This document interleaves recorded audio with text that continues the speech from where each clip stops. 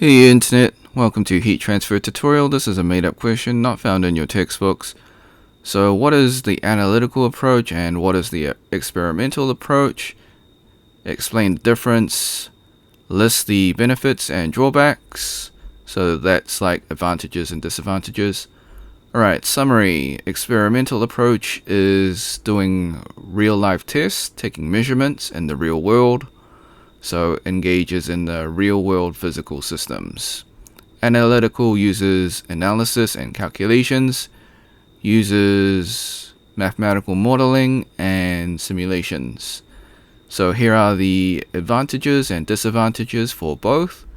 For experimental, advantage deals with actual physical system, provides physical values within experimental error limits. Disadvantages: expensive, time-consuming, often impractical. Analytical approach: fast and inexpensive. Disadvantages: results depend on accuracies of assumptions and idealizations. Okay, before we leave, I highly encourage you to save this video on your PC just in case the channel or this video gets taken down.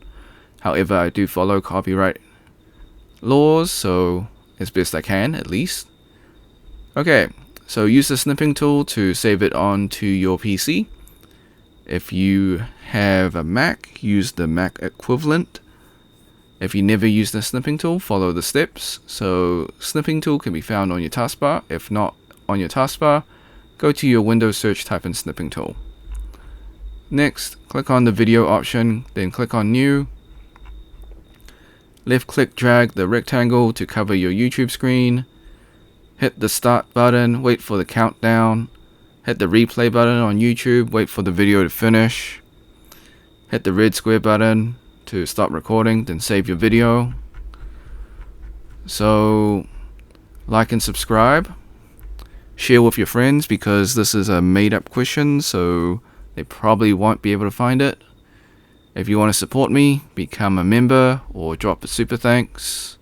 If you got questions or comments, leave it in the comment section. Until next time, see ya.